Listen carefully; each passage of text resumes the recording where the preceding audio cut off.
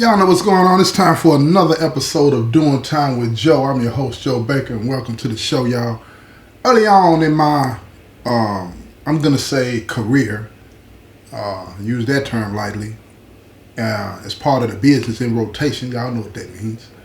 I learned how organizations, particularly GD, one of the ways that, it got its money, as an organization, right?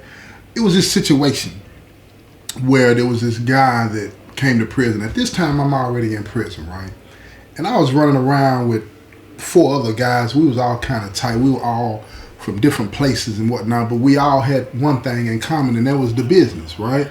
So we all hung around each other every day, kicking it, having whatever fun you could have in prison, smoking, drinking, playing basketball. We were young, and we were trying to forget about the reasons that we were in prison. We didn't want to be thinking about that all day and every day. So we spent our time, figuring out ways to get money, to stay high, and to just really stay numb to the real deal of what was going on with us being in prison, right? So one day, I was privileged to be in a meeting where it was being discussed that, a contract had been put out on this person, right? This dude, let me tell you something. This dude had robbed a big dope boy. I'm talking about a big dope boy for a few $100,000s. You understand what I'm saying? And let me tell you how he did it, though. Listen to me. This is how he did it. This dude had spent some time coming up with the dope boy's daughter, right? And when he came up with her, he manipulated her into giving him locations of the money, codes to the alarms, and all of this old kind of stuff. He turned her against her daddy, right? And it took some time, She had to watch her daddy, manipulate her daddy, and get her daddy to trust her with the codes and stuff like that.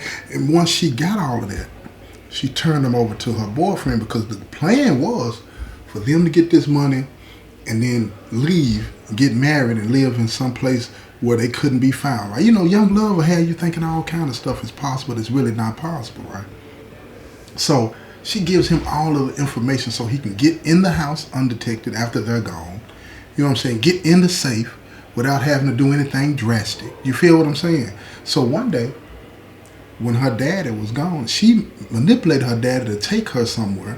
She gets him out of the house, and let me correct that, because he's not a brother at this particular time. But this individual, he goes up into the house and he gets everything. He gets way more than he told her that he was going to get. He wipes him out. The money that was in the house in the safe. Now, you keep in mind, it's a big dope boy, so they keep a lot of money put up in the house. They can't just throw it in the bank, in duffel bag full. This ain't Scarface. You understand what I'm saying? So anyway, he gets all of that put up. He get all the money that the dude had put up, and then he hid it. Now, when the dope boy comes home, he goes to make sure everything was straight. And he could tell based on his alarm system that somebody had been in the house. Not unusual, because he has a wife and he has another daughter. You know what I'm saying? So he's thinking that it was them that had been in the house. And over the course of the day, he ends up going to the safe. And when he goes to the safe, he sees all the money and some of the dope that he had hidden gone. He clocks out. And he calls the alarm company to find out what time somebody had been in the house, and could they pull the camera footage. The camera footage didn't really show much. Back then they had them CCTV cameras. It was grainy, right? So he really couldn't tell who this dude was, because this individual had never been by the house. He had been dating this dope boy's daughter, but he made sure to never go by the house, because he understood what he was going to do, but she didn't want him to come by the house either, because she felt like her daddy wouldn't approve of him. So it played right into his hands, so he stayed away. So the CCTV footage didn't really show him anything. But he saw this dude going in the house. And going into the safe. And he started thinking, let me tell you something about people in the streets. Now, you might be able to trick a person in the street, but one thing a person in the streets got is a good memory. Most people in the streets got good memories now. You know what I'm saying? Unless you get them drunk or high, they got good memory. So he started thinking.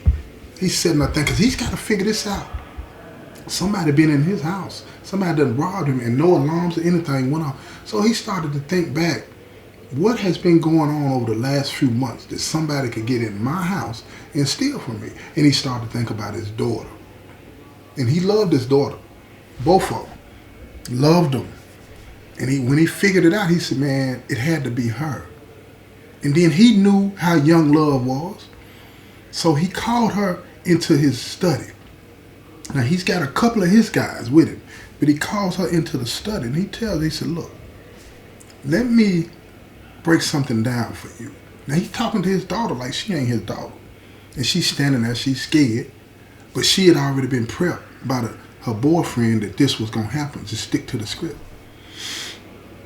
Let me ask you something. Have you told anybody the combinations, the codes, or anything to get into this house and to get in my safe? And she said, no, Daddy. I ain't told nobody. He said, are you sure? She said, yeah, Daddy. Stuck to the script. Now, over the course of several hours, he's getting pissed at her. And she's getting pissed that she's still having to sit there. She's playing her role. Playing her role. So he tells her to leave. Now, he's talking to his wife. He's telling his wife it had to be her. And his wife is not convinced. She don't want to hear that about her daughter. She don't want to hear that because she knows her husband is not going to play about that dope and that money. But she don't want to hear that. So her father put somebody on her, watch her. And she's young, she's not thinking. She done told her daddy this. She ain't thinking her daddy got somebody watching her, right? So she goes straight to dude, straight to him. And they watch him. And they see him. But they don't even know who he is, right? To them, it's some old lame in the streets that doesn't come up, right? But they're not sure if he's got the money or not. They're not sure about that. So the next day, after they report back and tell her father that they saw her with this dude, her father bumps down on her again and said, well, who's your boyfriend? She's looking at him all surprised because she doesn't understand how he even knows about her boyfriend. And he told her, yeah, I had somebody following you. Who's that guy you want to meet? Now she's telling him, ain't nobody, this, that. And he's like, at that point, he's fed up. At that point, he's fed up because the story done leaked out into the streets now. That dude got robbed. And he's a big dope boy with a reputation for not playing. And in the streets, you got to understand something, y'all. Once people know you can bleed, once people know you vulnerable, all the wolves come out. So he's got a message to send. And he don't give a hoot if it's his daughter or whomever that he used to send this message. So he go tell his partner, go get them dogs. And he got these pits. I'm talking about, look here, feeding them gunpowder. They fighting pits. Fighting pits. They ain't got no patience for nothing. When he say get them, they gonna get them. Whether it be another dog or another person. Man, the man put the dogs on his own daughter. He put the dogs on his own daughter. Made her tell it. Listen to me. Man, look, the Taliban ain't got nothing on this dude, man. For real. Talking about torturing somebody and all this and that. Man, he put them dogs on his own daughter. She told everything. She told everything. The whole plan. She screaming, pain. You know what I'm saying? Got these dog bites on them. They just, you know how when them pits get on you, then they just latch on you and then they just be pulling at the meat, trying to pull the meat off the bone. Man, look here. She begging her daddy. Begging her to please stop, please. She tells him everything. Now he going after dude. But dude, he got a couple of guys he hangs around with. And he understands that, I can't run. They're going to come after him. So he stands and fights back. He got this money now. He went and got some of them long shooters. You know what I'm saying? Got some of them long shooters to be doop, doop, doop, doop, doop, doop. And he ain't playing with it. He ain't playing with it. So they going back and forth having it out. And lo and behold, somebody gets shot. The dope boy got plenty of money, right? Now, he wasn't actually on the scene. One of his guys ended up, going to the penitentiary doing some time for that, but he didn't do a lot because he put that money behind it with that lawyer, so he got him. But the dude that was the robber, they laid him down. Laid him down, gave him 20 years. So he comes to prison. Fell right in the hands of what the big dope boy could do. Because the big dope boy was known I'm talking about when I say known in the streets, he was known in the streets, right? And everybody had been hearing about, you know what I'm saying, dude shooting it out, man, with such and such, man, because, you know, they trying to get at him because he robbed him, right? So this story gave dude some type of, you know what I'm saying, notoriety, and he was known as the one that robbed the big dope boy. And when he got to prison, everybody, you know, we at the institution that we was at, when he get to prison, I'm not from the area that he from, so he ain't really nothing to me. He ain't really nothing to me. It's just that I'm looking at him like, oh, okay, then he just another street dude that come up on a gal and done tricked her to turn on her dad and get a lot of money. Now, he still got a lot of this money. You feel what I'm saying? When he in the penitentiary, he got it put up. And he got another gal that's holding it down for him, right? He done really just abandoned the dope boy's daughter, man. You know what I'm saying? He just done abandoned her. He don't care nothing about that. He done got this girl to turn against her family. Now he done left her like for nothing. You know what I'm saying? She just, you on your own. And once she realized what it was, you know, she told her daddy everything. Her daddy forgave her. Her daddy forgave her. You know what I'm saying? But at the end of the day, it is what it is. It's still time to get his lick back. So he put a contract out, man. Listen to me. And I know those of you in the streets, you know what I'm saying, you know what I'm talking about. But those of you that's not in the streets, I'm going to tell you something. Man, look here, once a price has been put on your head, it's almost impossible to get out from under it, man. It's almost impossible to get out from under that. So the price that got put on dude here was 10 racks, y'all. The call been made in the penitentiary to all the heads of the organization. 10 racks is the cost they done put on it. And here we go. Word get down to some of us about the business. Man, it's 5 of us, like I said, we running together, all us kicking it. So we sitting there thinking, man, look here, man. Who know dude on the town? One of the guys that was in our little crew, he knew dude on the town, or knew somebody that can get to him anyway. So we trying to find out, could he send 2 to each one of our accounts? We gonna take care of business, man. That's just what it was. That's one of the ways that organizations get money, y'all. It's one of the ways organizations get money. Contracts. You feel me? But the thing about it, what I started to see is that, you know, the heads, they were kind of slow to want to pull the trigger. They were like, hold up, we're going to look into this. And now I'm seeing dude, he hanging around the guys every day. He hanging around the guys every day. So I started, is he one of the guys? They were like, nah. Then I was like, what are we waiting for then? Why aren't we going to get this money? So they were like, hold up, man, because if we move on this, you feel what I'm saying? It might cause a ripple effect and piss some people off or whatever the case may be. We had to do our homework. And keep in mind, like I say, we were young. We didn't really know all the ins and the outs of how the business worked. But all we were looking at was the money. But I said, okay, let's hold up and see what's going to happen. But we can get him anytime. So we hanging around with him. Look at, he breaking bread with the guys. Smoking every day, kicking it every day. He done already got him a move. He got that money, he can do that. You know what I'm saying? And the people at the prison, they already heard about him too. So they know he got a bank.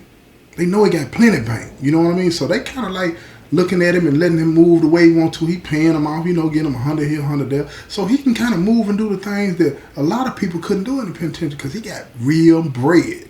Real bread. So here's the thing. We have a meeting one day. And while we at this meeting, he discussed. So I spoke up. I said, man, why are we not moving on, dude, and getting this money, man? If y'all don't want to do it, I got my own crew. Let us go do it. You know what I'm saying? We'll take care of business. So brother them that was in charge, they were like, look here. If you go do that, it's still going to come back on us. I'm like, how is it going to come back on us? Who he with? He hanging with us every day. He ain't one of us. Let's get it. Why we even care? He can't kick back. He ain't got no power. He ain't got no body behind him. We got numbers. They telling me, hold up. Wait a minute. We can't do it like that. I'm not understanding none of what they're saying, but I know one thing I'm not going to do. I'm not going to buck them all. When the 9 said we ain't doing it, I said, all right, that's what's up. Publicly, I said that. Privately, with my little crew, we sitting there plotting, trying to figure out how we can pull this off. But brother them, they were smarter than me. They were smarter than me. I'm talking about the people that ran the compound. They were smarter than me, and they've been doing this a lot longer than me. They were like, look, this is what they did. This is the conversation that came to me about what they were talking about concerning me. They were like, look, we need to go on and do something before Joe decides to make a move himself. They knew I was trying to get that money. You feel what I'm saying? And I ain't care nothing about dude because dude wasn't one of us. You feel what I'm saying? So it was decided, listen to me, it was decided that he would become one of us. Yeah. So a vote was had, right? We out on the yard and everybody out there talking and they said, man, bro, we got this brother that wants to become one of the guys and we'll do this and that and all this. And that stuff had to be voted on. You feel what I'm saying? So we sitting out there, man, and I didn't even know it was coming. So I hadn't prepared, right? So the vote go down and I'm talking about this, it's overwhelmingly yes. And I'm like, why are we even doing this? Why are we taking on him as a problem? Because now if he become one of the guys, his problems are our problems. So now we got to stand on it. And that leads to the town too. That leads to the town too. Once he become one of the guys, man, it ain't going to be no pushing on him. No way, no how. And I know he had a lot of money, but I'm looking at it like, man, it ain't that much money to the point to where we put our lives on the line. But I didn't understand the business. I didn't understand the business. He breaking bruh them off. Talking about he breaking them off. He done gave them plenty of money, and now they got this plug, they got this move, they shaking the spot. So it goes down. He become one of the guys. Now I got rocks in my jaws about the whole thing, right? Because I'm looking at it like, you know, I done missed out on this $2,000. It's 10, but it's 5 of us, so my part was gonna be 2. I done missed out on this $2,000. I'm pissed about that. I'm like, man, this sucker. You know what I'm saying? But now I can't even call him a sucker no more.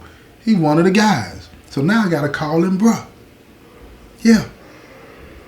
So we was outside one day. This is weeks after, you know what I'm saying, he done learned everything he's supposed to learn. Now he one of the guys. He sounds like us. He kicks it like us. He's doing all of these things, right? So we out on the yard one day and he knew, you know, because everybody's talking, man, Joe wanted to get you.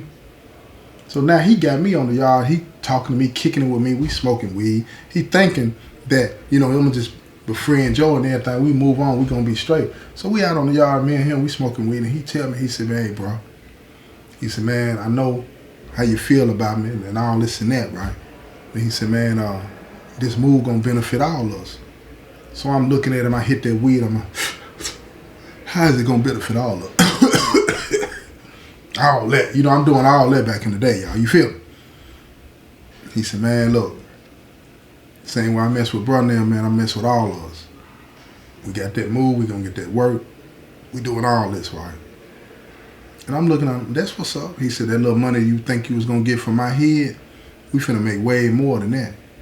You just gotta trust me. And then that's when I looked at him, I said, hold up, bro. I said, nah, I don't trust you. I'm not gonna trust you. And we can do business together, but I'm not gonna trust you. It's just what it is, man. And he said, I can respect that, I can respect that. But he gave me that side-eye look. And I gave him that side-eye look too, right? But we both understood what it was, right? We couldn't move on each other now. We couldn't move on each other. And that was one of them early lessons that I learned about the business. See, the fam is not necessarily what you think in all situations. You feel what I'm saying? Even though I was an OSM, I was already on deck. I didn't have as much influence on the business as I thought I would. A peon had way more influence on the business than I did because he had that bank. And he was able to manipulate and become a member to save his own neck, right? And that was one of those lessons that I learned about the business that a lot of people wouldn't even have any knowledge of. It's not always about the brotherhood, as they say. See, a lot of times it's about what you bring to the table. And I learned that real quick. What you bring to the table. Now, the story's not over. It's not over. And I'm going to tell you this other part of it in this next episode. So make sure you stick around and come back, right? Because this next episode is going to really give you, you know what I'm saying, some more insight into how the business works, right? It's been another episode of Doing Time with Joe. I'm your host, Joe Baker, and I say peace, y'all.